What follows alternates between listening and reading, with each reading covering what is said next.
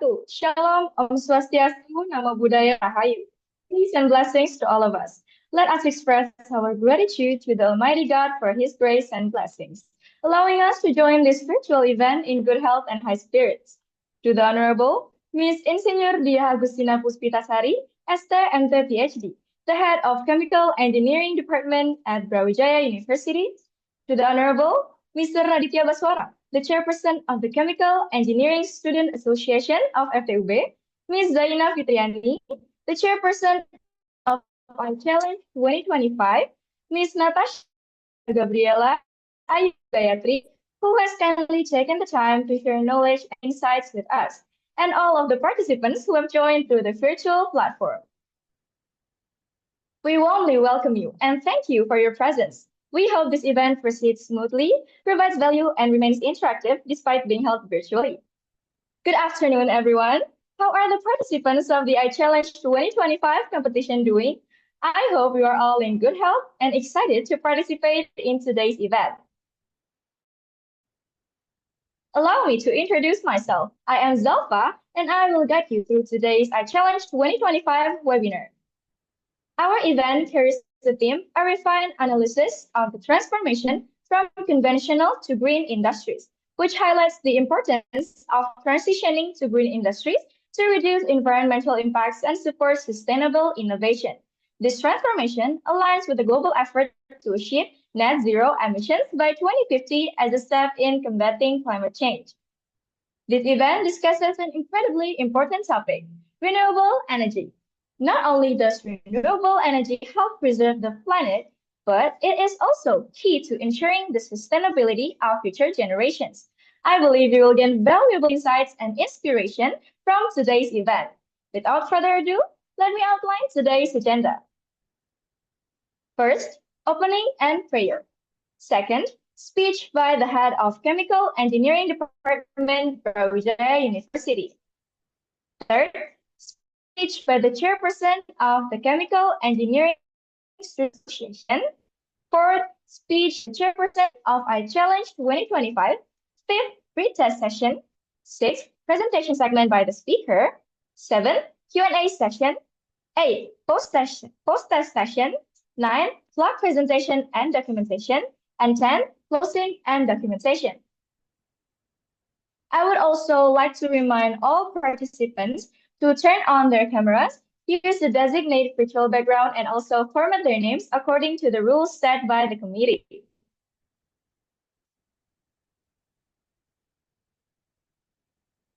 Once again, I remind all the participants to turn on their cameras, use the designated virtual background, and also format their names according to the rules set by the committee.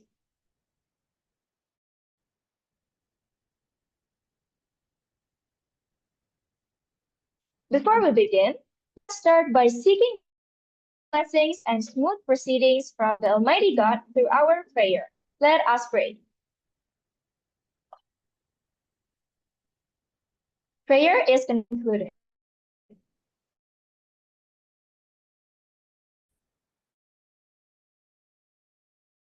Before we continue, here are some important. Listen carefully. First, participants must wear polite and neat attire. Second, participants are ready. Third, participants must enter the Zoom meeting with the following name format: participant _ full name _ team name. Fourth, participants can enter the Zoom meeting 10 minutes before the event starts. Fifth, participants are required to attend the entire webinar session from start to finish and are expected not to frequently leave and re-enter the Zoom meeting. Sixth, participants keep their cameras on throughout the event and use the first background provided by the committee. Seventh, participants must mute their microphones during the event unless permitted by the MC. 8. Participants are expected not to misuse the chat feature, irrelevant or actions that contain discriminatory or offensive content. 9. Participants must behave politely refrain from using foul language, smoking, or engaging in any other behavior that goes against accepted norms. And 10, participants who violate points 8 and 9 will face sanctions, including being removed from the Zoom meeting. To begin this event, we are honored to invite the head of the Chemical Engineering Department of Brawijaya University, Ms. Insinyur Dia Agustina Puspitasari, STMT PhD, to deliver the speech. Please welcome her with a warm round of applause.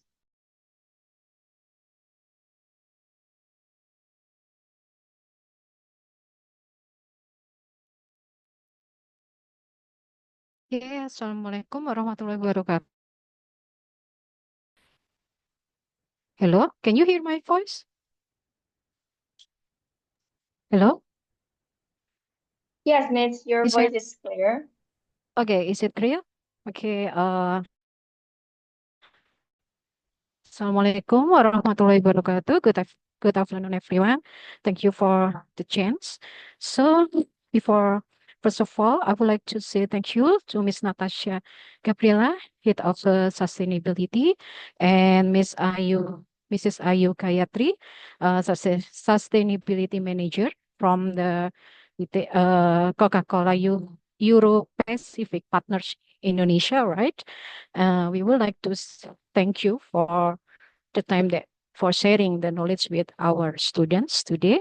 So uh, here is some of the I Challenge 2024, 2025, which one of the annual meeting which is held by our student. The activity is consists a lot of competition. So I wish that from this activity, it will be increase the how to say increase the ability student to analyze of the product design, and then it might be can be uh take some lot of information from the company. So what they are study in the class, the activity in the class, that they can combine with the information that can support them in the future. So I would like to say thank you for the student and for all the speakers, and enjoy for the activity. I think that's all from us. Thank you so much, and Assalamualaikum warahmatullahi wabarakatuh.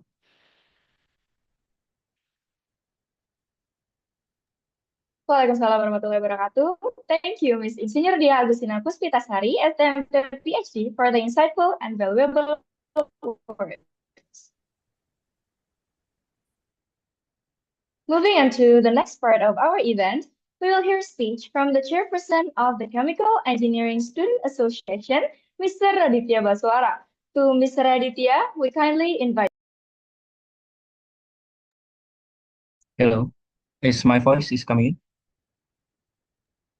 Yes, Mr. Your voice is clear. Assalamualaikum warahmatullahi wabarakatuh. Salam, Om Swastiastu, Namo Buddhaya, greetings of virtue. Good afternoon, everyone. Hopefully today everyone has a very pleasant day.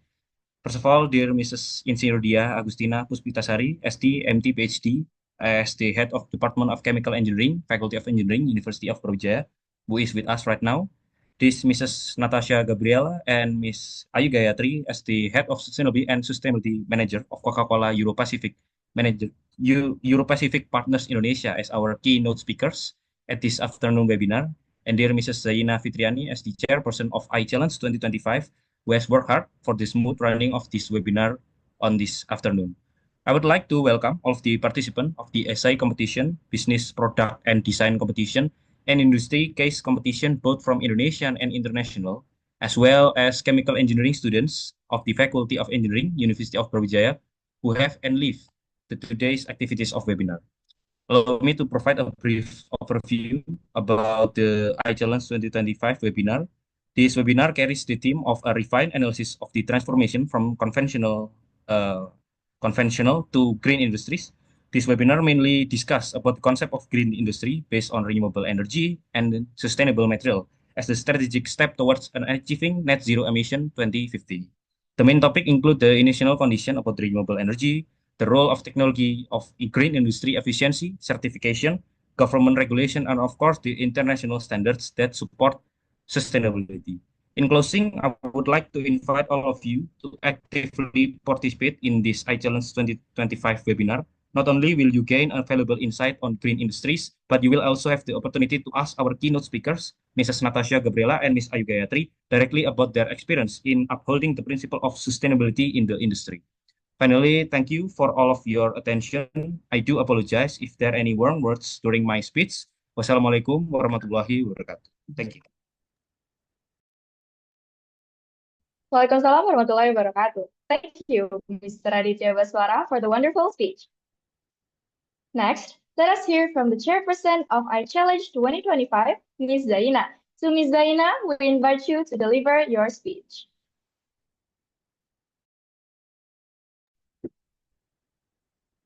Okay, thank you for the opportunity.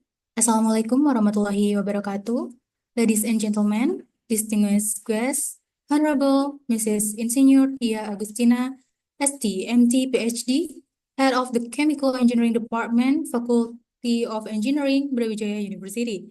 Honorable Mr. Aditya Baswara, Chairperson of the Chemical Engineering Student Association, Faculty of Engineering, BRAWIJAYA University.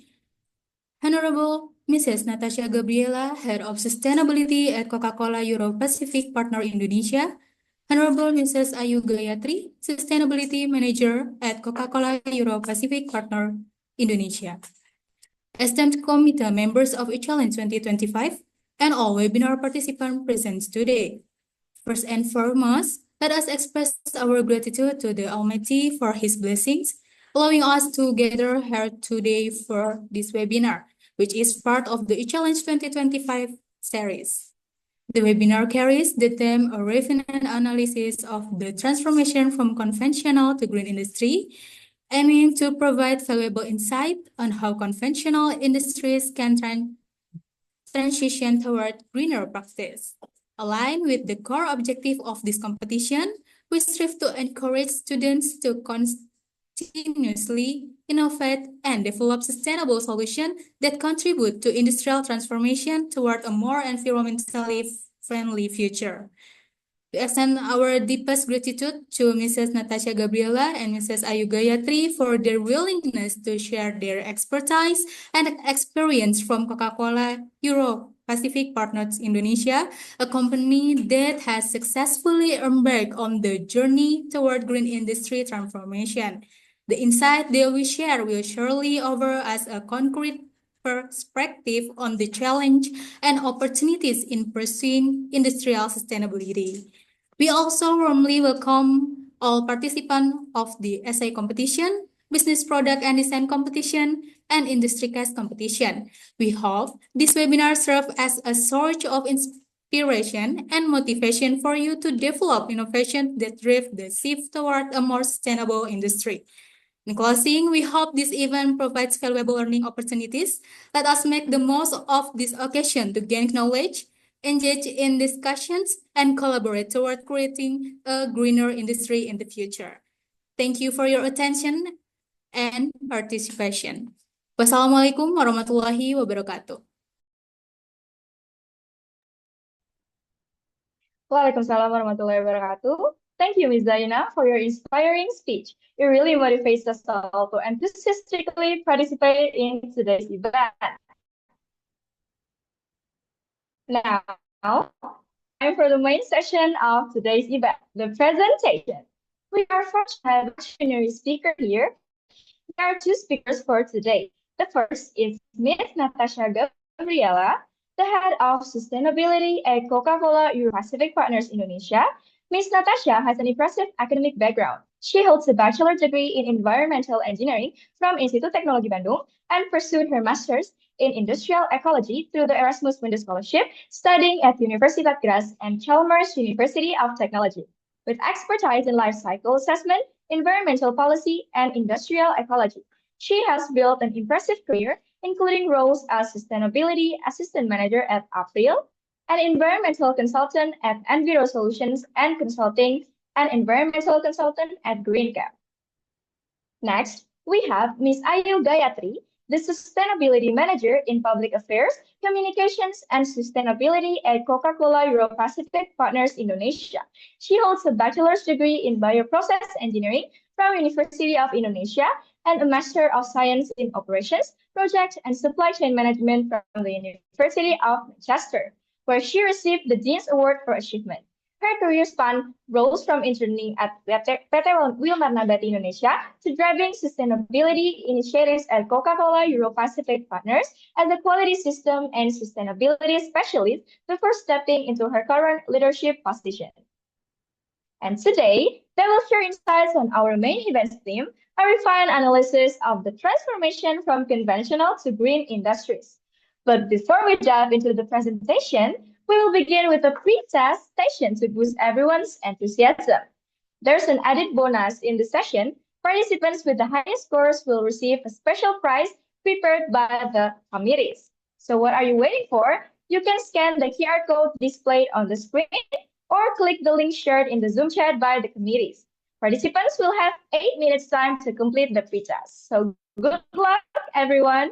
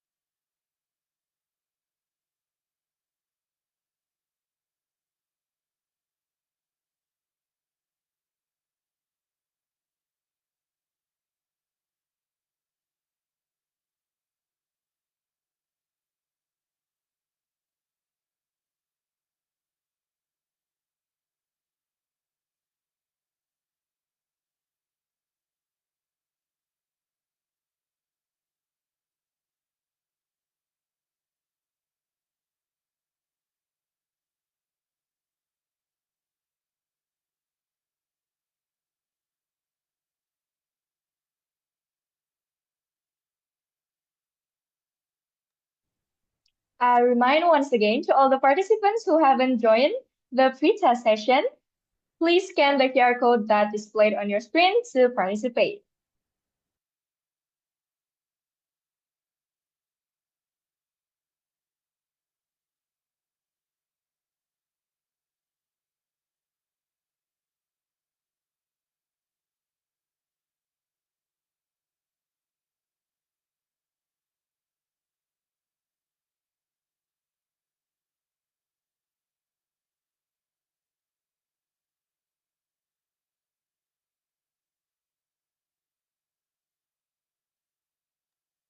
Don't forget to all the participants that there is an added bonus in the session. So the participant that wins the highest score will get a special prize.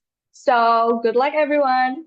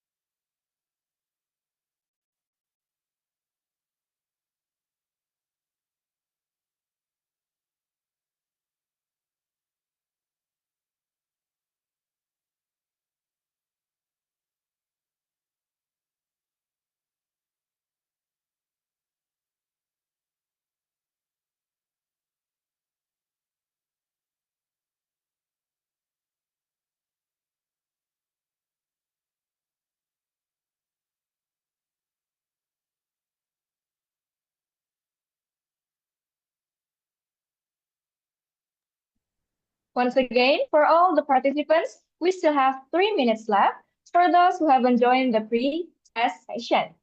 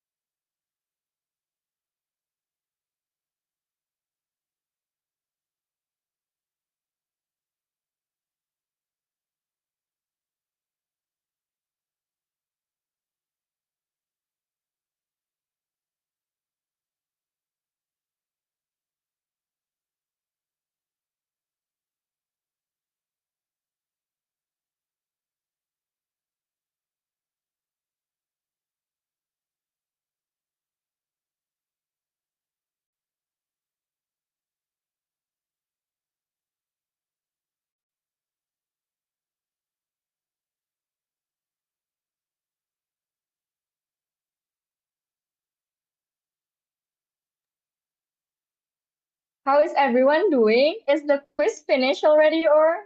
Because we still have 2 minutes left for the pre-test session. So for those who haven't joined, please just scan the QR code that displayed and take the pre-test session because there is an interesting prizes that awaits the participant who has the highest score.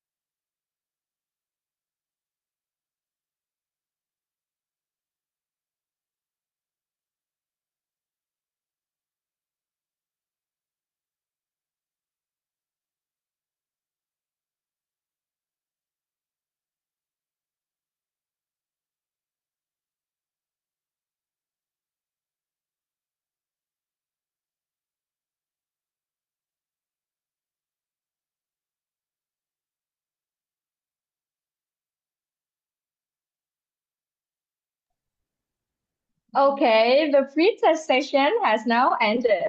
Congratulations to the participants with the highest scores. The committees will contact you later to claim your prize.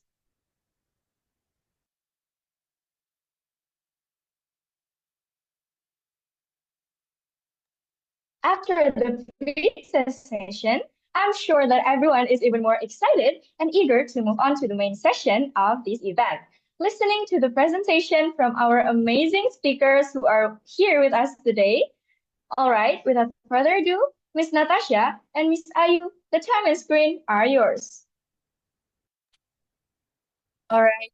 Good afternoon, everyone. Can you hear me well? Apologies, I cannot put on the virtual background because actually we are still on the way back from an office gathering this morning. But good afternoon to Ibu Dia from as the head of Chemical Engineering Department, and certainly to each of you from the Chemical Engineering of BRAWIJAYA University.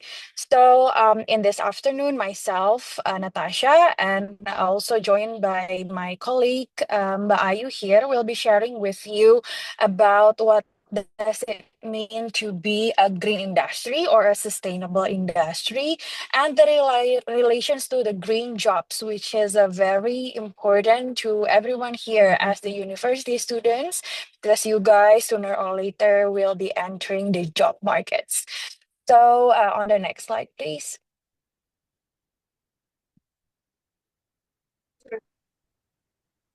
So here we'll talk a bit deeper. Yes. Okay, yes, can you hear me?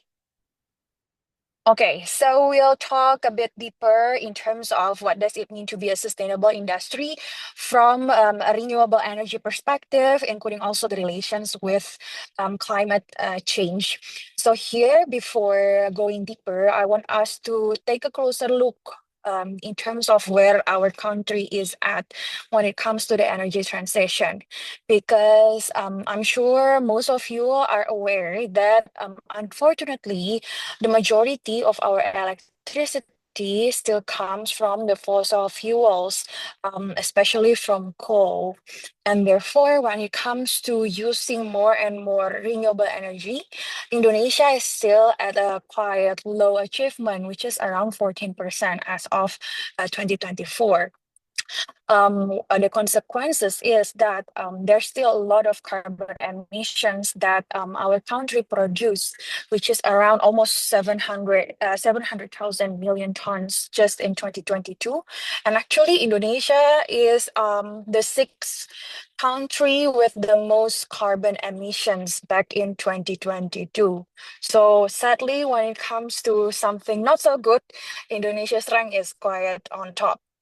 And then what makes it difficult for us to transition to renewable energy?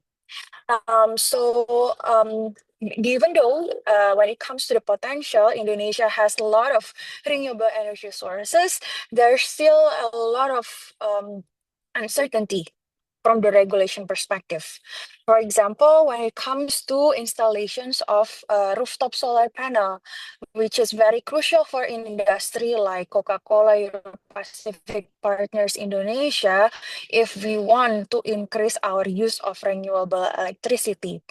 Before 2024, the regulation only allows for any organization to install a maximum capacity of 15% out of the total electricity use. So only 15% of all the electricity that our company use can be sourced from the rooftop solar panel, which is not very large amount.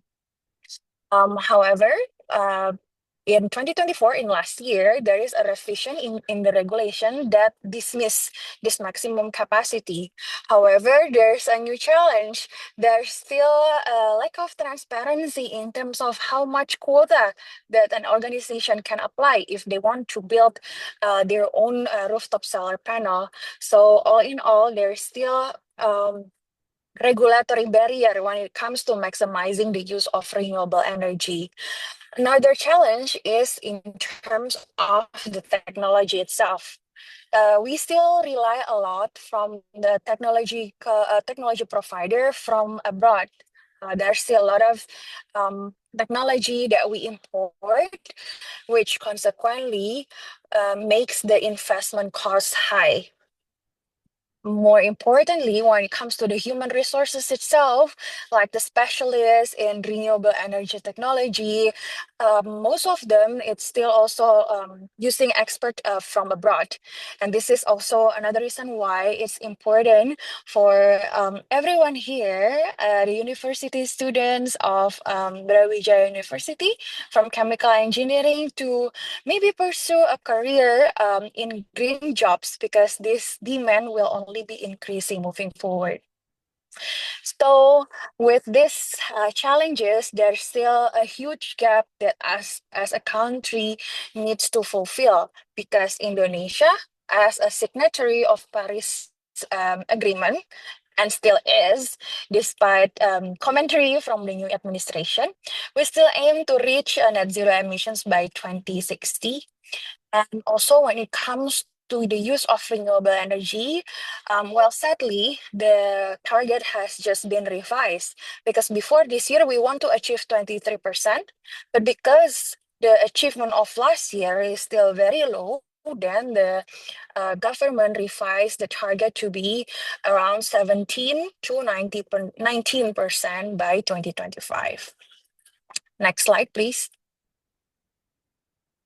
So, but we shouldn't be very pessimistic because actually when it comes to the potential, Indonesia, we are blessed with so many resources when it comes to renewable energy. We just need to untap this potential. For example, as you can see on the very left chart, when it comes to the solar, the potential is actually more than 3,000 gigawatt. However, what's been utilized is still very, very low, not even 1%, because we only utilize around 0.6 gigawatt.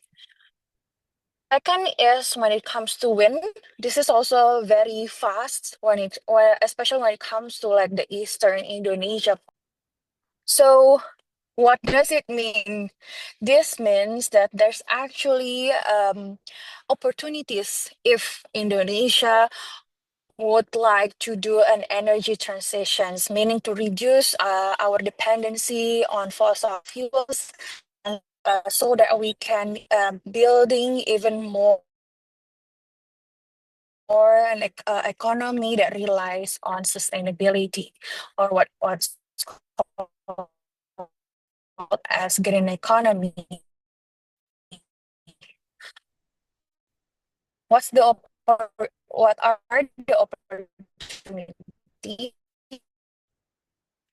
Here, even before thinking of this, you must understand, of course, financial capital. It's also almost $300 billion if we want to do a total decarbonization. So really to reduce or even to remove the use of fossil-based fuels from any of our Indonesia's economy activities. However, even though the investment amount is very high, there's actually an even higher contributions to the overall GDP, because it's estimated that our GDP will be at around 638 trillions of rupiah by 2030 if we adopt this green economy. So really depending on renewable energy sources, for example, or through reuse and recycles of waste, or also redesigning packaging so that there will be less and less waste going into the environment, or an overall circular economy practices. And then what's even more interesting, especially for will soon enter the jobs market, is that with this transitions towards green economy, there will be even more jobs available if you want to pursue a career in green industry, or called as green jobs, because it's estimated at least 47% of the employers will plan to create a climate-related roles, for example, as renewable energy engineers or climate scientists, because there will be even more demands of people who have these certain skills or expertise that could help the transitions towards green economy. Next slide, please.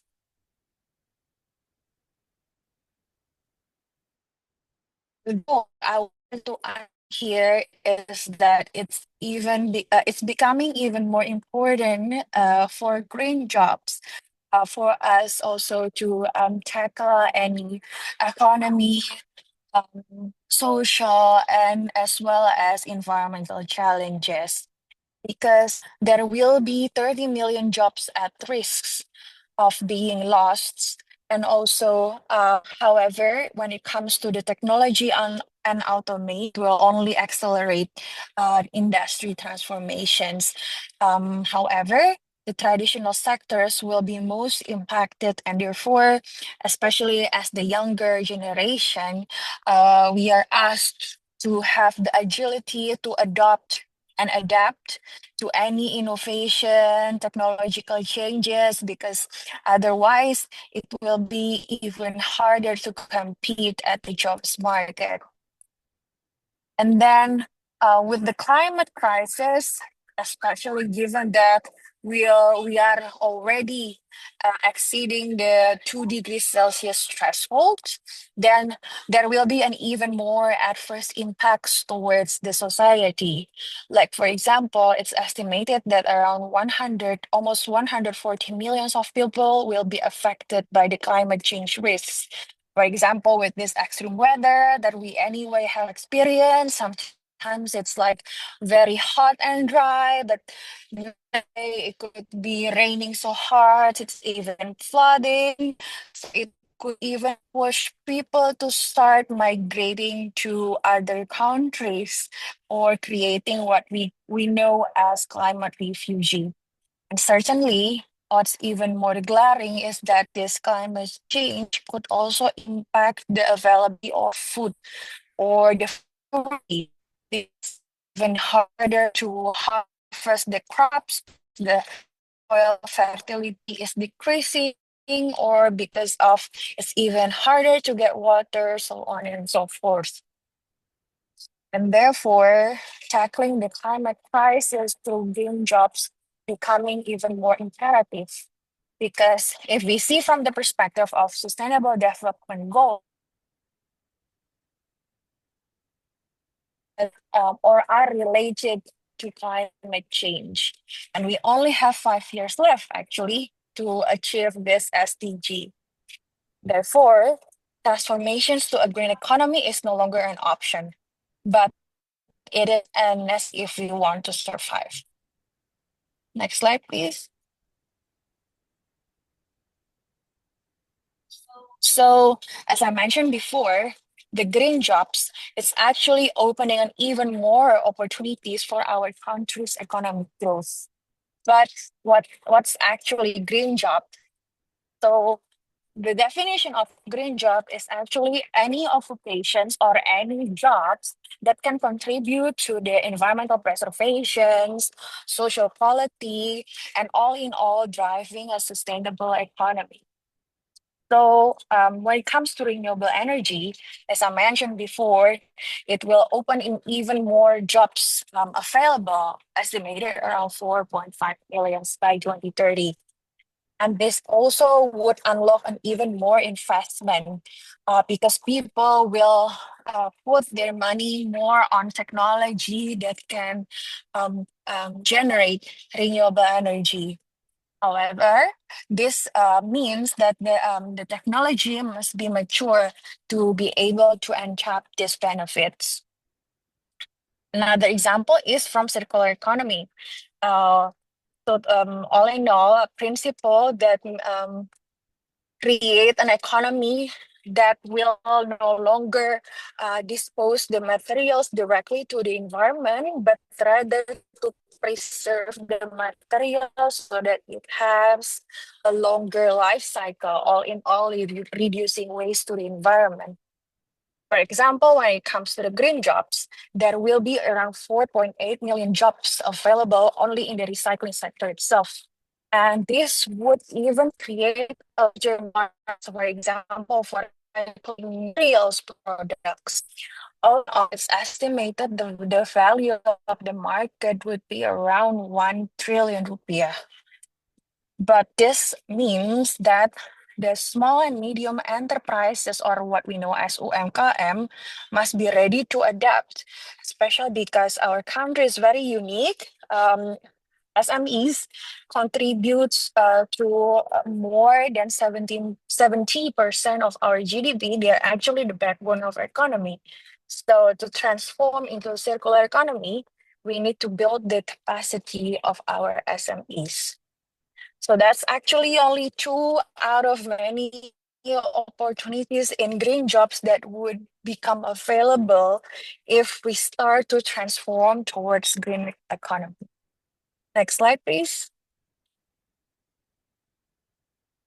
So what's actually the difference between green economy versus like the regular economy or the business as usual? For example, the business as usual, it only focuses on getting the economic efficiency.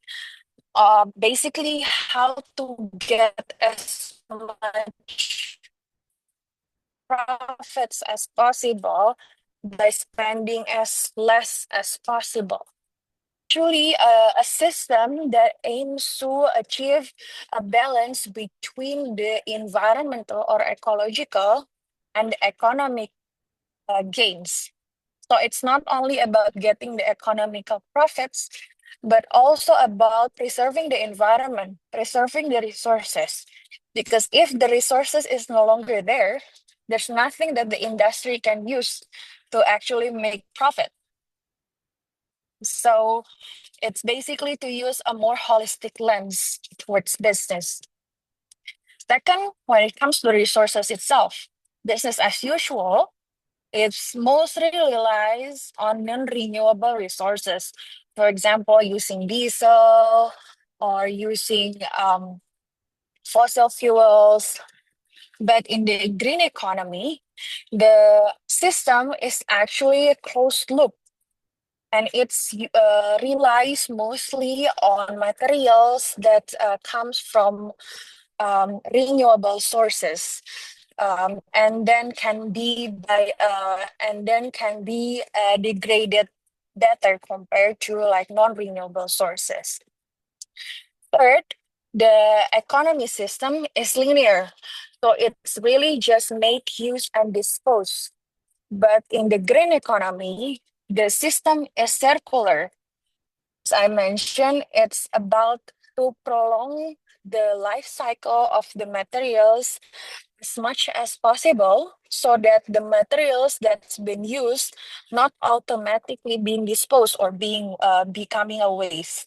So it's a circular or even a regenerative systems where the activities can actually generate sub-materials. So that's three examples of the difference between business as usual and the green economy. And this green economy is something that all of the industries must going towards if we want to have a sustainable future and also to tackling any adverse impacts from the climate change. Next slide, please.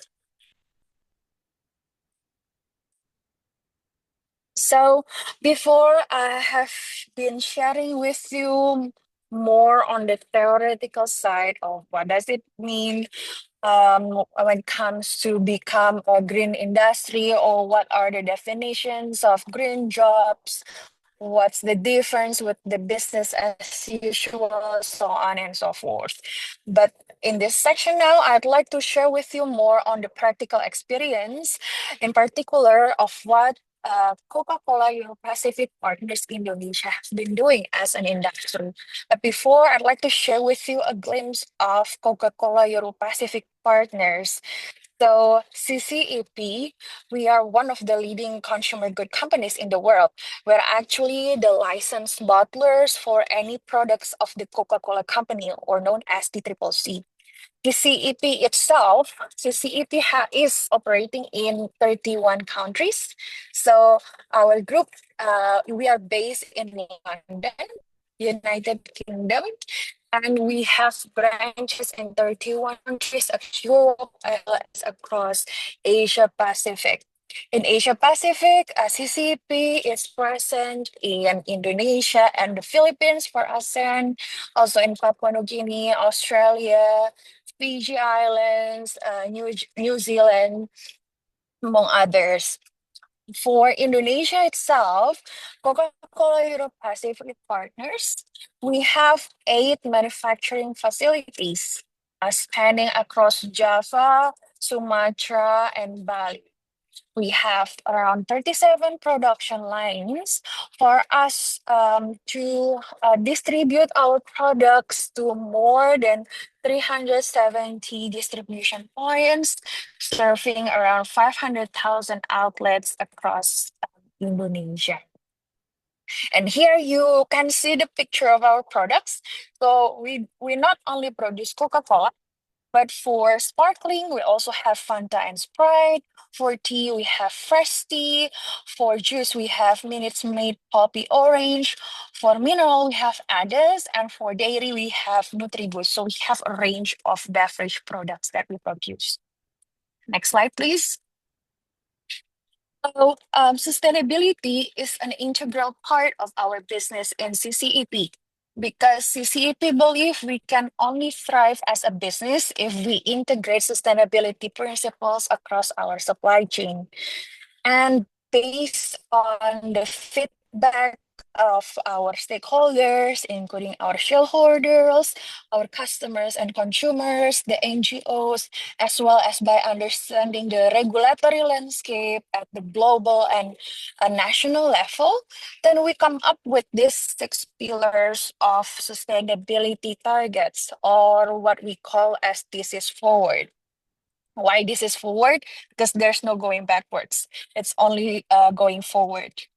So here you can see the 6 pillars starting from drinks. Of course, as a beverage industry, drinks is very important, especially when it comes of how we continuously innovate our recipe according to our consumers' preferences. Also, it's about society because sustainability is not only about environment but also about social society, how we groom and grow our talent, how we create a diverse, equal, and inclusive workplace, but also how we provide skills development to the larger community. Third is about supply chain. Basically, how we make sure we source our ingredients, our raw materials from responsible and sustainable suppliers. And fourth, which we will dive even deeper on the next sections, which is about climate, as we aim to reach net zero by 2040, so 20 years ahead of Indonesia's target. The fifth is about packaging. This is also important as a beverage industry that create drinks in packaging. Basically, how CCEP aims to achieve a world without waste by applying the circular economy principle. How we make sure we remove unnecessary packaging, how we reduce our dependency on oil-based packaging. Last but not least is also water, our main ingredients. How we apply water stewardship principles across our supply chain, making sure we use our water as efficient as possible, whilst also returning as much water as possible for the community and for the environment so that we can preserve our water resources. Next slide, please. Next. Lebih dari 95 tahun, Coca Cola berbagi kesegaran bersama masyarakat Indonesia. Kerja keras tanpa henti kami lakukan untuk mewujudkan cita-cita bersama. Bersama dengan Coca Cola Euro Pacific Partners Indonesia, kami menghadirkan produk-produk dari brand yang paling dicintai di seluruh dunia. Dan kami berkomitmen untuk tumbuh secara berkelanjutan dan memberikan dampak positif bagi lingkungan serta masyarakat. Kami terus berinovasi untuk menghadirkan pilihan minuman yang beragam, dengan dan tanpa gula, sesuai dengan kebutuhan dan selera konsumen. 1 dari 3 botol yang kami produksi terbuat dari 100% hasil daur ulang plastik PET yang diproduksi oleh Amandina Bumi Nusantara, pabrik daur ulang hasil kerjasama Coca Cola Euro Pacific Partners Indonesia dan Dynapack Asia, serta Yayasan Mahija Parahita Nusantara, untuk memastikan proses pengumpulan botol yang bertanggung jawab.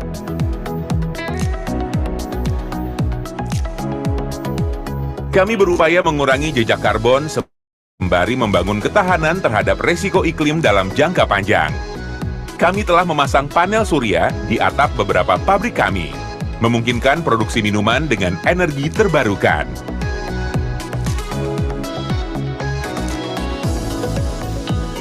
Kami percaya akan kekuatan keberagaman dan tim kami mencerminkan keberagaman pasar yang kami layani. Kami mendorong kesetaraan, merayakan keunikan setiap individu, dan menciptakan lingkungan kerja yang inklusif. Kami terus bekerja sama dengan komunitas lokal dan berinvestasi dalam upaya-upaya yang mendorong kesetaraan dan keragaman, serta mendorong pengembangan keterampilan dan kepercayaan diri individu.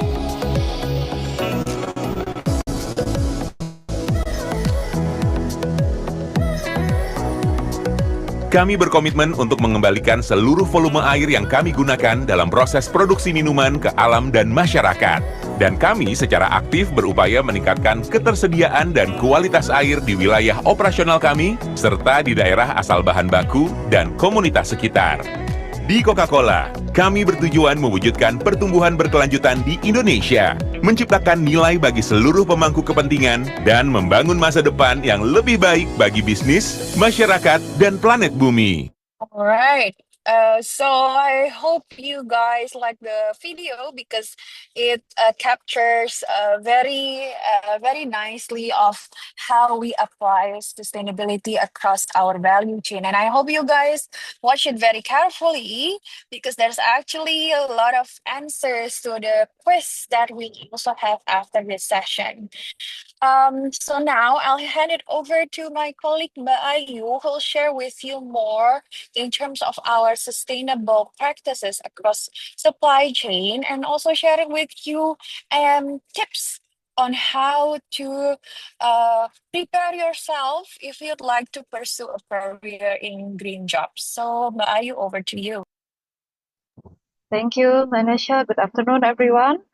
So I will now share with you guys on the real application of these sustainability principles that have already been explained to you. So hopefully after these explanations, you can imagine more about how industries and especially in our beverage company in CCEP Indonesia can make an impact and also can run both our business and also sustainability hand in hand.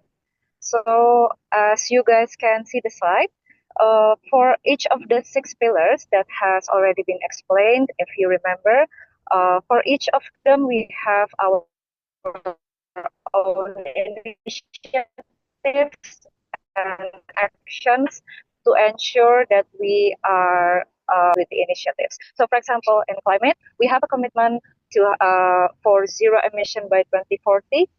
One of our biggest initiatives in terms of climate is the installation of solar panels in our manufacturing facility. So if you remember, we have 8 manufacturing facilities across Java, Sumatra, and Bali. So right now we have installation of solar panels in our plants in Bekasi 1, and in Pasuruan, and also in Semarang.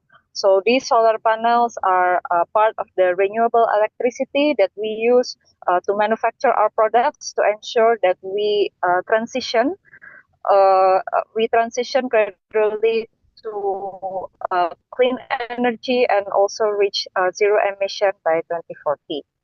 And if you remember that we have the 8 factories, and you also remember that we are upholding our talent and community in the society, we are prioritizing our local talent, that in our 8 factories, we are using our manufacturings by local talents across Indonesia, in Java, Sumatra, and Bali. And for the drinks, if you remember that we have a drinks pillar, we provide some options of zero sugar in our beverage. So if you are familiar with Coke Zero, Sprite Zero, and also the new Fanta Zero, so we offer a variety of drinks. So we don't only offer the one using sugar, but also using zero sugar. To ensure that our consumer have an array of options to drinking our beverages. And these are also used in 100% recycled PET packaging. If you guys remember the video previously, we recycle our PET packaging. 1 in our 3 bottles are recycled PET. And we have our own recycling facility Amandina Bumi Nusantara, which already shown in the video previously. And this is to ensure that we not only reduce the waste that we create, but also to close the loop in circular economy in terms of our beverage packaging. And we also, not only in our packaging that we reduce our emission, but also in our coolers. So, you know that in selling and distributing our Coca Cola products and also all our other beverages, we use our coolers, which you must be familiar with looking at them in our markets and supermarkets. We are also using more energy efficient coolers with lower carbon emission to ensure that we also lower our emission in the scope of selling and distributing our products. And in terms of water, if you also remember, we also have a commitment in water because we are a beverage company, which means that we use water as our one of our main resources. We are committed to return the 100% of water that we use in our product to the environment and the community. So this is to ensure that not only we are able to produce and supply our beverage with water, but also that we use it responsibly and also that we take care of the resources that we use to run our business. And in terms of the collection, we are also, if you remember the closed loop circular economy that is mentioned, we are also invest in the collection network. So we don't only recycle, we also work with Mahija Parahita Nusantara, in which we also collect PET beverages in order to close the loop of the economy of our packaging. We also invest in community-based waste bank. So if you know what a waste bank is, it is what it says. It's a bank where you, in return of collecting your waste, you can operate it like a bank. So hence it's called waste bank. And it's a part of our investment in collection and recycling of our packaging. And in terms of supply chain, we also we don't only ensure that it's our operations that is comply with sustainability standards, but also our supplier, because we have suppliers in ingredients, in packaging, and many other suppliers, and we also need to take care that the suppliers where we source our materials from are also responsible towards the environment. So we also ensure that the suppliers that we work with are compliant with sustainability standards. And in terms of society, we also have a goal to upskill our community and to ensure that the people and the community around our operations and also in other areas are able to receive these skills development. And how we do that is to grow together with them with the community and environment by developing local MSME capabilities, and also by providing them program. One of our latest program that we provided is called Wawasan Nusantara. So it's on the most right side. What is Wawasan Nusantara? This is an integrated program in which we provide a community with access to clean water and sanitation, or also called WASH. WASH stands for Water Access, Sanitation, and Hygiene.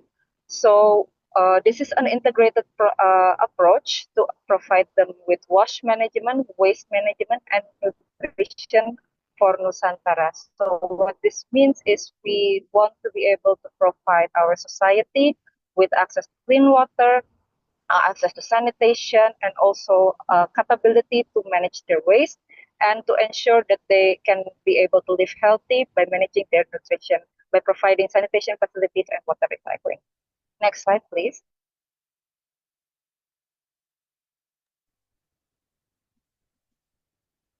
Okay, so to maybe dive deeper on our pillars. On CCEP Indonesia, we have a forward on climate plans. So our plans, as you can see on the slide, and also I have mentioned previously, firstly, as we have a net zero target by 2040 across our entire value chain, which is so if you have heard of scope 1, 2, and 3 in terms of carbon emission, it means that we ensure that in our entire value chain, starting from our manufacturing and the energy we purchase, and also uh, the emission across our supplier and distribution. And on the second one is 2030 carbon reduction target, which is to reduce 30% of our absolute greenhouse gas emission versus 2019. Excuse me. And then the third one is to achieve 100% renewable electricity across markets by 2030. And the fourth one is, if you remember, that we also want to ensure our suppliers achieve carbon reduction. We encourage and we also ask our suppliers to set science-based targets by 2025 for carbon strategic suppliers and and 100% renewable electricity by 2030. Next slide, please.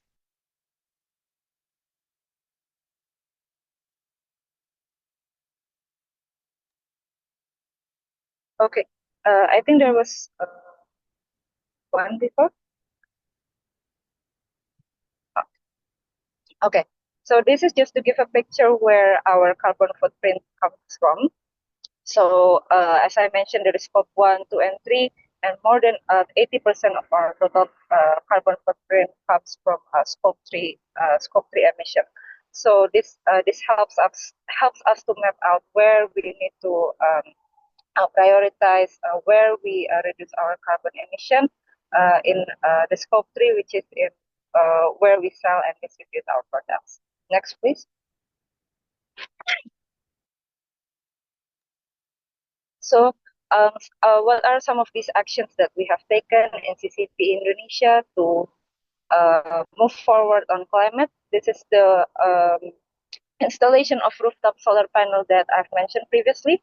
We installed them in 3 plants, and in total, we have around 9.6 million kilowatt hour capacity to provide clean energy to power our manufacturing plant.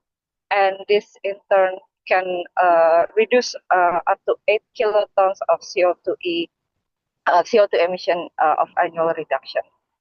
And not only we do it by generating our own clean energy, we also commit by purchasing renewable energy certificate. So what is renewable energy certificate?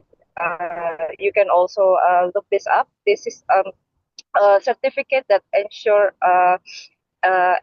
that the electricity that we buy from PLN is coming from renewable sources. So instead of from fossil fuel, this certificate ensures that the electricity that we buy is generated from renewable sources. And CCEP Indonesia has signed agreement to purchase 90 gigawatt hour of renewable energy certificate for the duration of 2023 until 2025, which in turn will reduce accumulation of 36,000 tons of CO2. Next, please.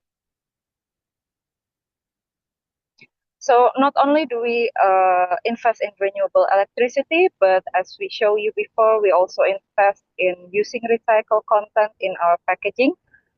Firstly, we ensure that our primary packaging, which is the main packaging we use for our beverages, is 100% recyclable by 2025. And this means that the packaging that we use can be recycled in the next stage. And the next one is that we collect and recycle a bottle or a can for each one that we sell by 2030. So as you can see in this short video or animation, this is how we improve our waste collection.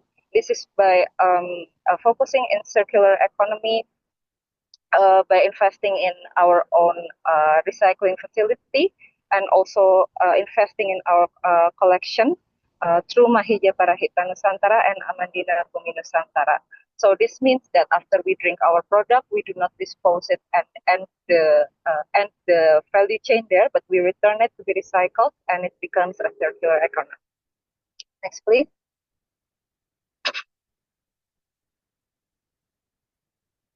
Okay, and what about in our own operation? So aside from generating our own clean electricity or renewable electricity, we also improve efficiency within our operation. So sometimes it's also the simple things that we do in our operations by continuous improvement, or applying best practices in our manufacturing to ensure that we don't waste energy, we don't waste water, to optimize our resources and ensure that we take care of our environment and be responsible with our resources.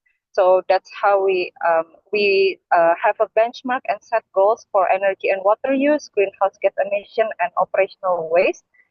We have targets to reduce them and ensure that these resources are treated responsibly. We use automation and invest in efficiency and improve monitoring. This means that by minimizing errors in operations and also by making sure that the energy use and water use in our operations can be monitored. So it means we can find out which areas can be improved to reduce and improve efficiency in our operations. We also begin conversion on our forklift in our logistic to electric to reduce fossil-based fuels. Excuse me. And beyond our operation, as I've already shown you, we offer lower energy coolers, and we also commit in other initiatives. For example, we are following the EcoVadis assessment. This is also something you can look up. This is basically to somewhat certify that you are environmentally or sustainably responsible in your operations. We also have our carbon reduction commitment, and we are also doing trials in electric trucks. And not only that, we also have route optimization in logistic and distribution. So this is also part of continuous improvement, which means that we evaluate the things that we do every day instead of going to 10 warehouses, for example. Can we simplify the route to become just 5 warehouses and still deliver our products to save fuel? It is also part of route optimization and improve efficiency in our logistic and distribution.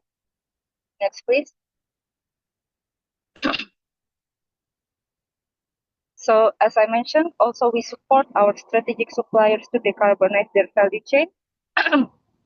We give training and also workshop for our suppliers to ensure that they have not only awareness, but also understanding of what actions needs to be taken next in order to make an impact in CCEP Indonesia's value chain.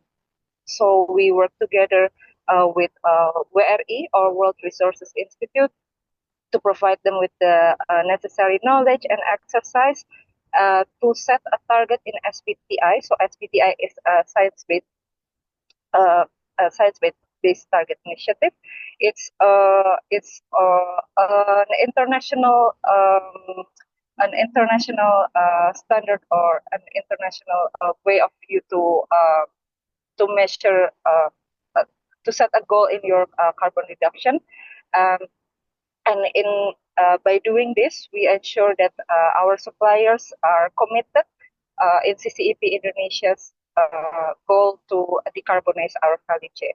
And we also have a sustainable supply chain finance program, in which we provide USD 13 million worth of loan with 90 days of tenor for 4 performing strategic suppliers, and this is to incentivize them or to encourage them in participating in our initiative.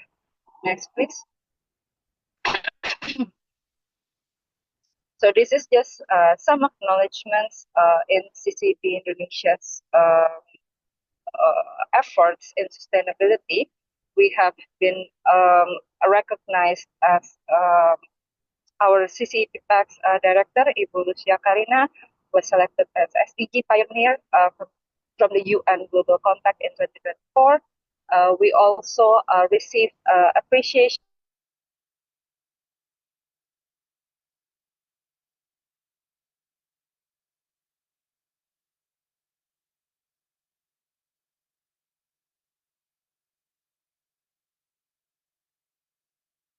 as best companies to work for in 2024 by HR Asia. We were also awarded by CNBC Indonesia as championing sustainability company. And lastly, we were also awarded from the Adam Smith Awards in Best Sustainable Treasury Solution. Next, please. Okay, so after all of the explanations in CCP Indonesia's initiatives, how do we connect this to green jobs opportunity? So as you can maybe already connect that there is a need and urgency for green jobs. CCP Indonesia is also already contributing in this field. So we have a diverse workforce. We have over 250 Gen Z employees make up our workforce in Indonesia. We also have a graduate trainee program. So this is a trainee program that has been running since 1991. And from this program, we have created over 200 leaders within the company. So it's a program that makes sure our trainees are well developed and equipped to become leaders in CCEP Indonesia. And we also participate in the program of One Young World. It is an international event in which we regularly send our young delegates to represent CCEP Indonesia. Since 2021, we have sent 6 delegates.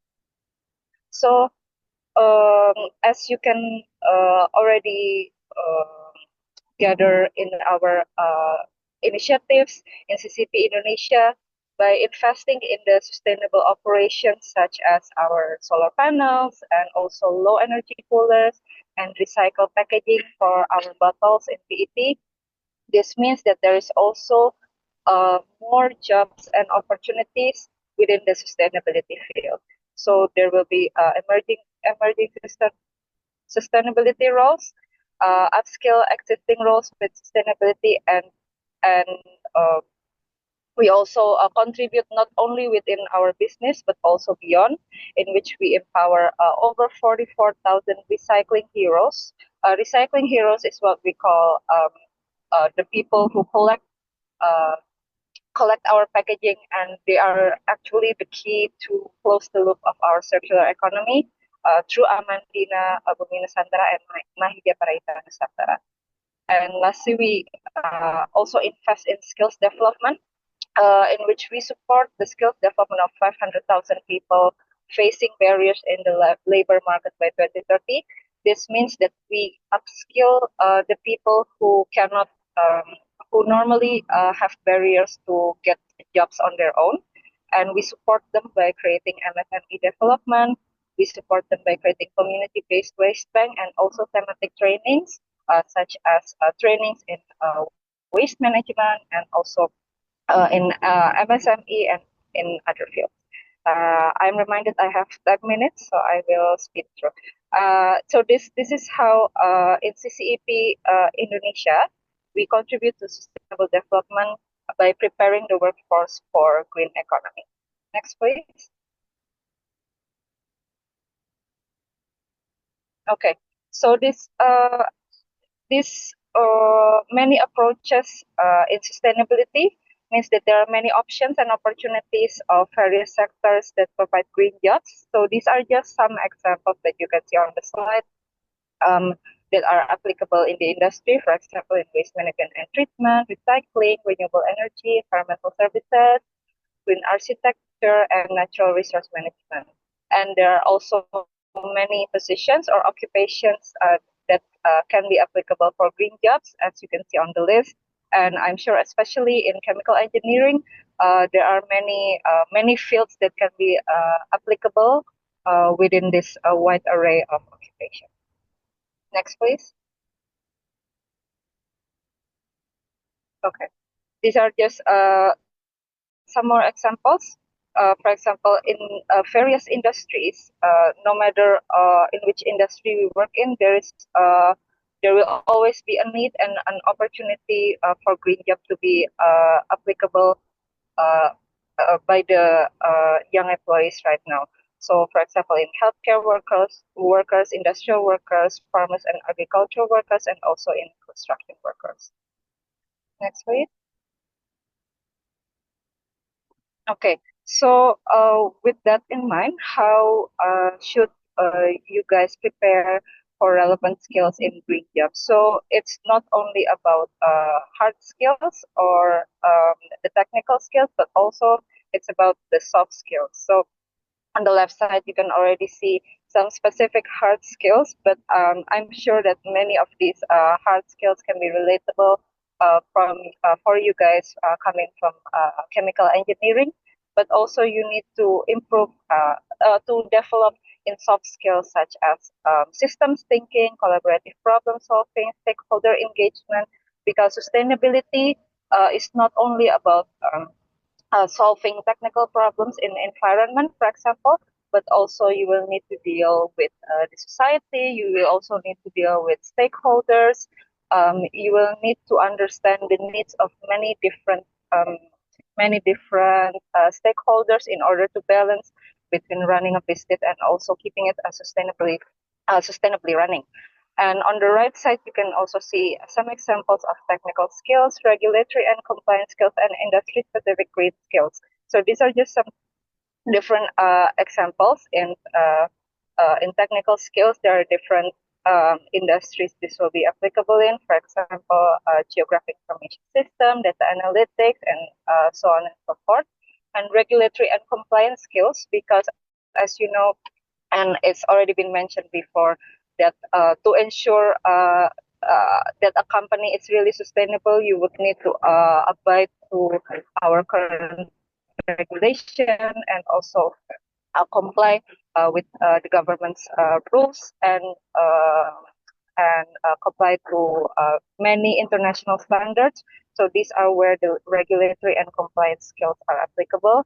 And lastly are some industry-specific green skills. So these are green skills that are applicable for specific industries, such as sustainable finance, eco-innovation, sustainable urban planning, clean transportation, so on and so forth.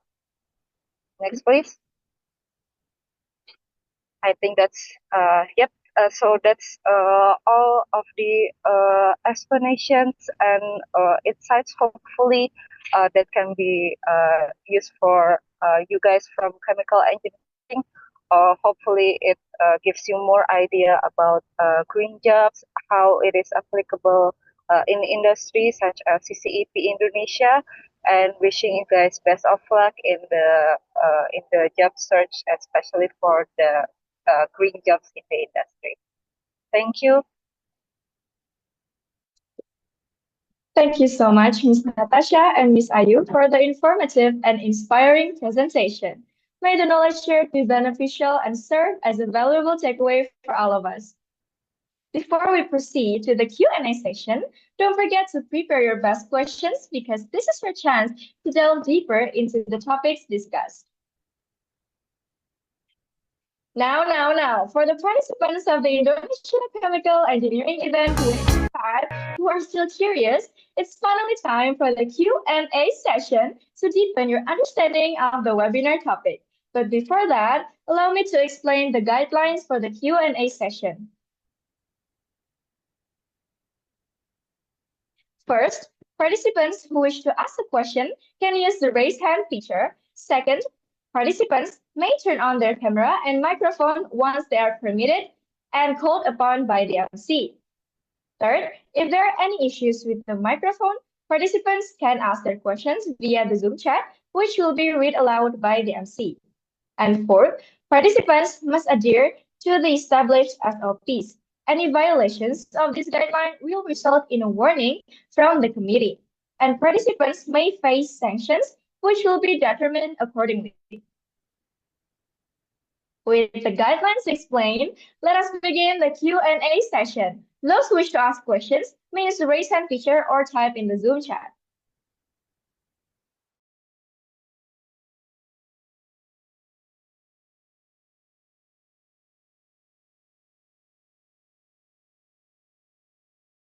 Okay, there is a raise hand requested from Rama.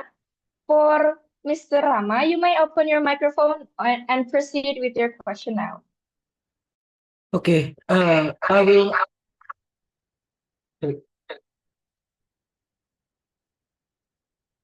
Wait a minute. I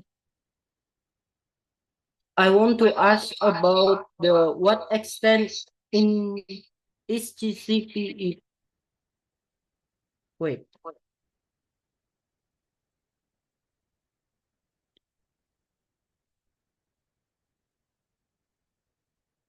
I want to ask about what extent is CCEP Indonesia involved in renewable energy projects at the ASEAN regional level compared to the ASEAN countries? Thank you. Is there hearing?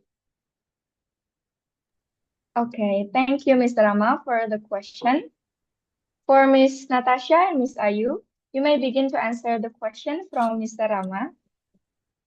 Hi, Rama, thank you for the question. So we do not have the comparison with ASEAN, but what I'd like to highlight with you is, as you mentioned before, 3 out of our 8 facilities in Indonesia have already used or deployed the rooftop solar panel.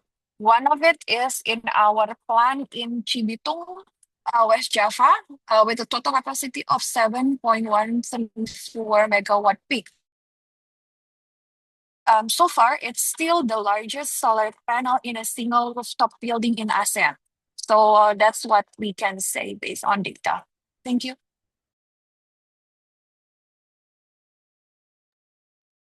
Okay, Okay, thank you, Ms. Mr. Natasha, for the answer. For Mr. Rama, was your question answered? Yes, this is answer. Okay, thank you for Mr. Rama. Ray, shall we move on to the next question? There is a raise hand requested from Mr. Fikri. For Mr. Fikri, you can open your microphone and proceed with your question now. Before I start, I want to inform that I don't have my webcam because it's broken today, and my laptop there is no built-in camera, so I cannot show my face. So sorry for that. So my question is, how can Indonesia balance short-term economic development need with long-term investment in green skill, given that many traditional industries still rely on less than environmentally friendly practice? Could you catch the question, or I should repeat it? Okay, thank you, Mr. Fikri, for the question. For Ms. Natasha and Ms. Ayu, you may begin to answer the question from Mr. Fikri.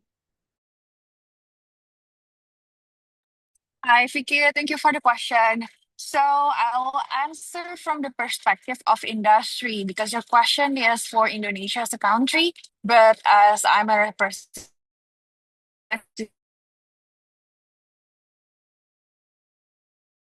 do we need basically to catch up with the investment required to transform into a green industry, as well as to prepare for the human resources, basically for green jobs. So basically, for what we need is, of course, a capital or investment, because The fact is that it still requires a high investment if we want to transition to a greener, cleaner energy. However, when it comes to regulations, while there remain some challenges, there's also still some enabling regulatory, especially when it comes to sustainable finance. For example, like the OJK or the financial institutions authorization, they already have stipulated some regulations that enforces or basically push for sustainable financing, basically to promote financial institutions to provide loans with better or lower interest for any projects that can deliver environmental and social benefits. So this is very helpful for industry like CCP Indonesia who would like to allocate even more capital for um, renewable energy uses or for circular economy principles. We even already have a partnership with Citibank where they provide a low interest loan for our top 3 suppliers who demonstrate strong performance in sustainability. So that's actually already happening. Second, it's not only about investment, but as I mentioned before, it's also about building the capability of the human resources. And actually, this is also one of the initiatives that CCP Indonesia is doing. We share our experiences, our learnings to the younger generation so that they have even more exposure, understanding, and also confidence to step into the green jobs, because the younger generation is what we will rely on when it comes to accelerating the progress towards green industry. Third, what I keep mentioning is about the regulations. Of course, we need more enabling regulations so that there's an equal level playing field. For example, it will be very useful if there is a regulation that requires the industry that use plastic packaging to have a recycled content in their packaging, like what CCP Indonesia have been doing. Because as you mentioned before, 1 out of the 3 bottles that we produce is already made out of 100% recycled plastics. The price of using recycled plastics, unfortunately, is still significantly higher compared to if we use virgin plastic. And in terms of regulation, it's not yet mandatory. So we do it on voluntary basis. If such regulation is mandatory or applicable for all industry that use plastic packaging, meaning that everyone, like it or not, they must use this recycled content in their packaging. So everyone will must invest basically in almost equal level of investment if they'd like to if they want to continue to comply to the regulations. So basically this will help the competitiveness across industry. So these three steps are crucial if an industry would like to push their transitions towards green industry. Hope that answers your question. Okay, thank you, Ms. Natasha, for the insightful answer. For Mr. Fikri, was your question answered, or would you like any further clarification? I think that's enough for now. Okay, thank you for Mr. Fikri. To the other participants who still have confusion or needing further explanation, we are still opening the door for your question. So if you want to ask any other question, just please use the raise hand feature or type the question in the Zoom chat.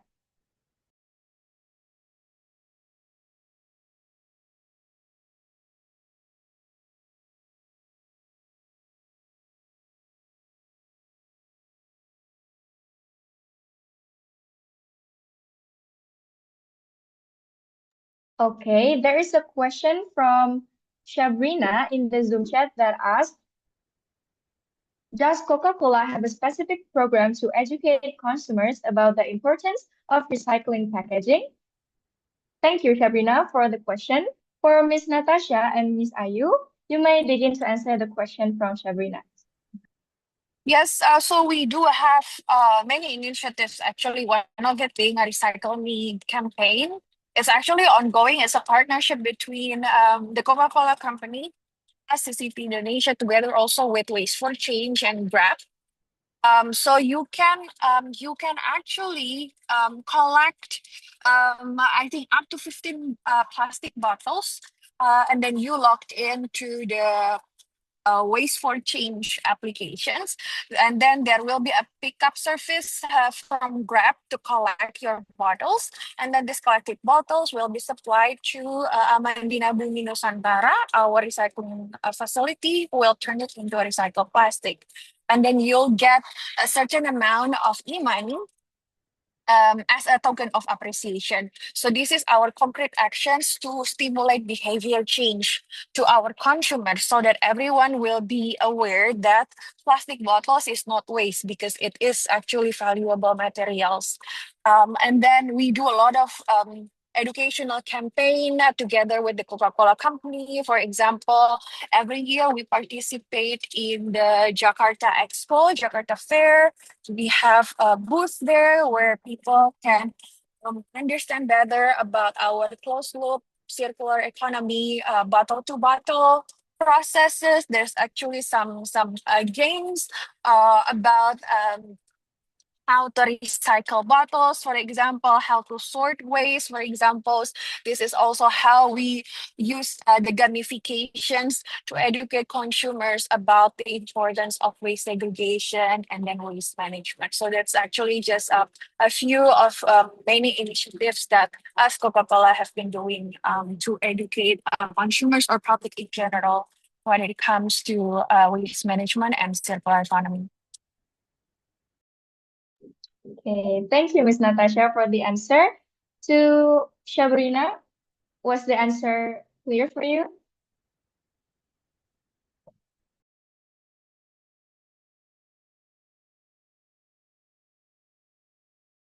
All right, okay. To the other participants, if you are still want to ask any other question, it's better to ask now while we are with the expert here. So we are still opening the door. Okay, there is one question asked from Rama in the Zoom chat. He asked, is there any collaboration between CCEP and the government of Indonesia to build sustainable and renewable energy? To Ms. Natasha and Ms. Ayu, you may begin to answer the question from Rama. Sure.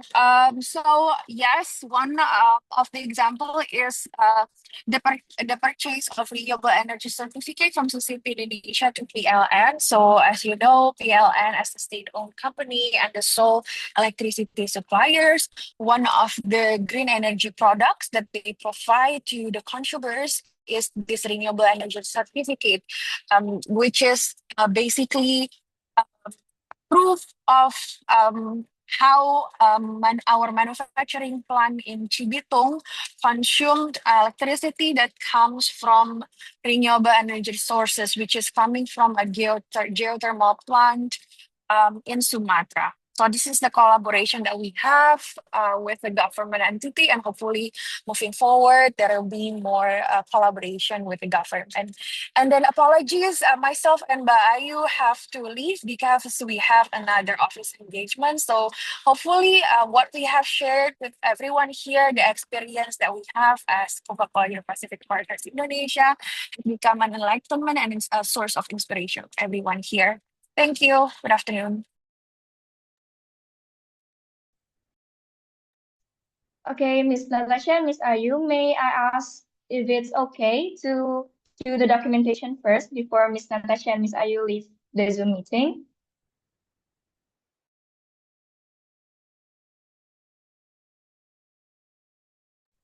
Sure.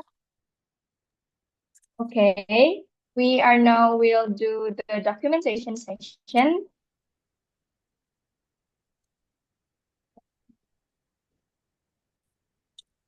We will be presenting the plaque and certificates as a token of our appreciation to Ms. Natasha and Ms. Ayu as the speaker for today's webinar. To Ms. Zaina, the chairperson of iChallenge 2025, we invite you to symbolically present the first plaque and certificate to Ms. Natasha. We also request Ms. Zaina and Ms. Natasha to pose for documentation during the plaque and certificate presentation. So to the documentation team, please proceed. We will start the documentation and I will count. So 1, 2, 3, smile. Okay, let's do it once again. 1, 2, 3, smile. Okay, thank you, Ms. Natasha. Next, we will do the Thank you. symbolic handover of the plaque and certificate to Ms. Ayu. To Ms. Zaina, once again, we invite you to symbolically present the plaque and certificate to Ms. Ayu. We also request Ms. Zaina and Ms. Ayu to pose for documentation during the plaque and certificate presentation. So to the documentation team, please proceed and I will count. 1, 2, 3, smile. Okay, for once again, 1, 2, 3, smile. Okay, once again, thank you, Ms. Natasha and Ms. Ayu, for your participation and the invaluable knowledge shared with the participants of the iChallenge 2025 webinar. Okay, for the Q&A session, we are sorry to say that the time is enough for the Q&A session. So we thank you for all the participants for your enthusiastic questions during the session. We also apologize if time constraint prevented us from addressing all queries. We also thank Ms. Natasha and Ms. Ayu for all the informative answers. And from the presentation that has been delivered earlier, it can be concluded in transitioning to a green economy is no longer just an option, but it's an urgent necessity. Green jobs are key to tackling climate change, technological shift, and economic challenges. Indonesia needs to accelerate its shift towards renewable energy, circular economy, and sustainable industries, while equipping its workforce with the right skills. By embracing green innovation, we are not only creating jobs, but also building a more sustainable future for both people and the planet.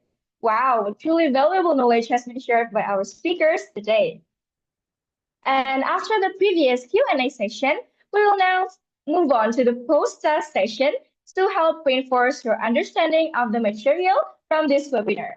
Of course, there will also be exciting prizes for participants with the highest scores. So if you feel like you didn't perform your best in the pre-test, this is your chance to make the most of it in the post-test.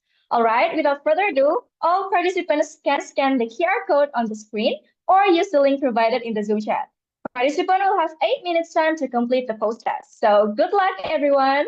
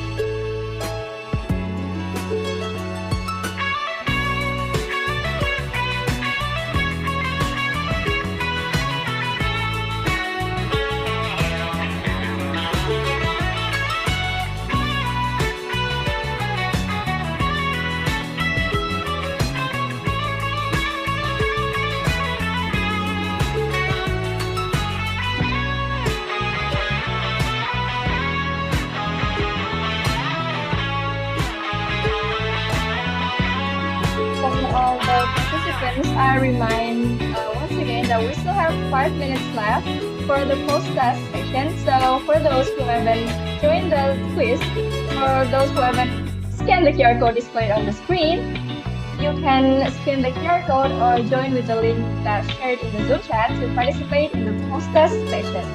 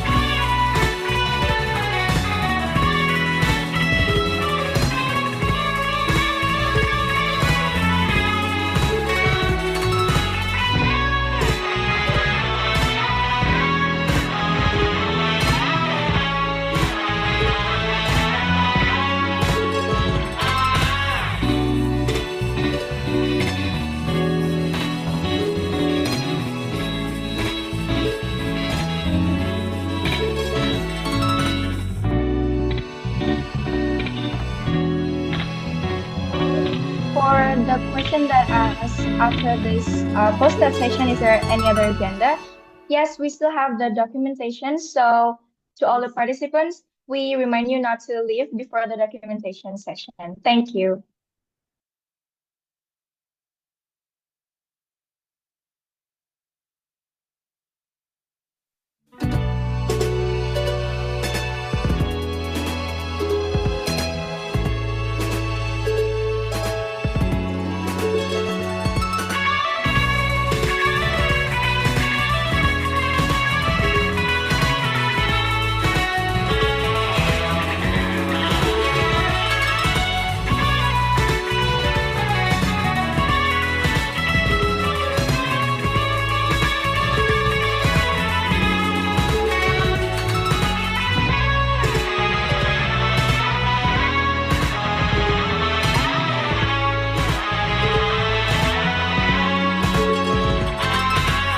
For the participant that is taking the post-test and those who haven't taken the post-test yet, we still have 2 minutes left.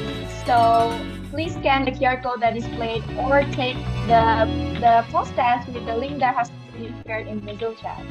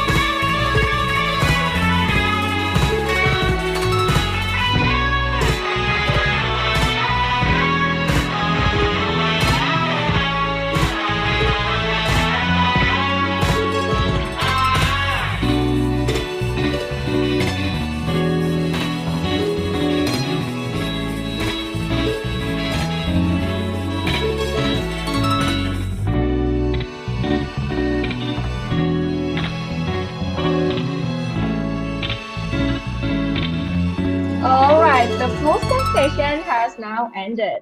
Just like in the pre-test session, congratulations to the participants with the highest scores.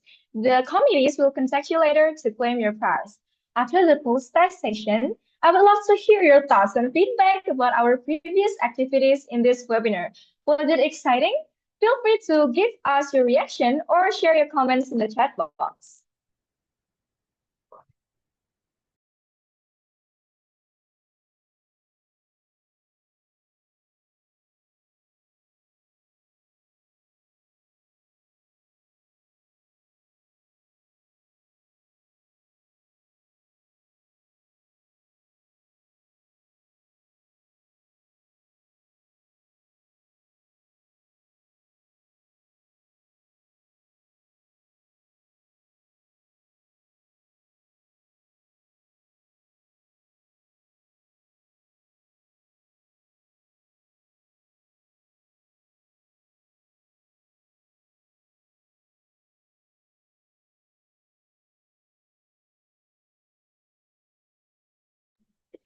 Super fun, really fun. Yay, thank you. Okay, thank you for all the participants. And the next segment, we will start the closing and documentation. But before closing, I would like to remind everyone, don't forget to fill out the attendance form shared in the Zoom chat. We will give you a moment to complete it.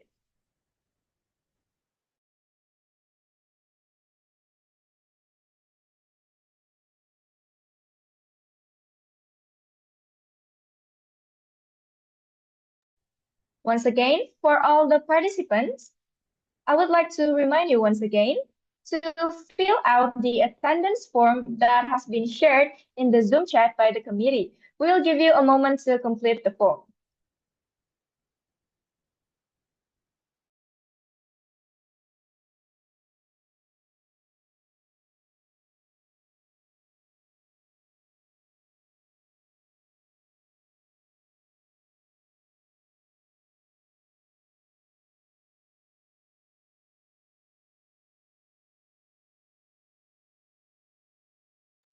All right, we will now have a group photo session.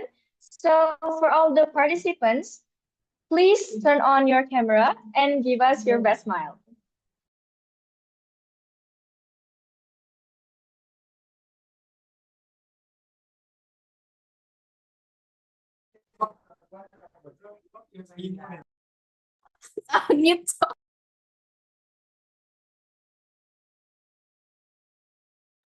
Once again, for all the participants, we will have a group photo session now. So please turn on your camera and give us your best smile.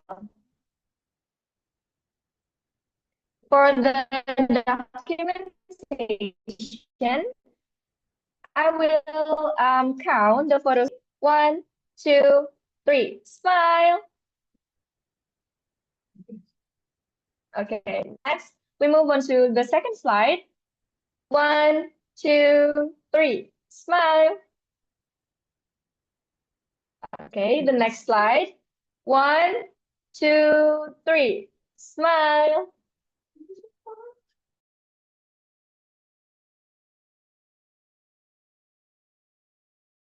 Okay, for the next slide, I will count again. 1, 2, 3. Smile.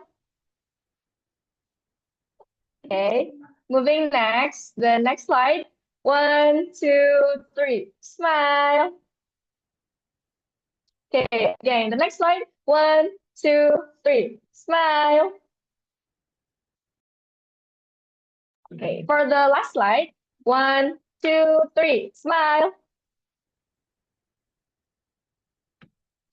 All right, finally, we have reached the end of the iChallenge 2025 webinar. Thank you to all the participants for dedicating your time to join us today. Our gratitude also goes to our speakers, Ms. Natasha and Ms. Ayu, for the invaluable insights, and to all parties who supported the success of this event. We hope the material shared today inspire and benefit all of us. Apologies for any shortcomings during the event. See you in the next iChallenge 2025 activities. Stay enthusiastic, stay healthy, and have a wonderful day. Wassalamualaikum warahmatullahi wabarakatuh.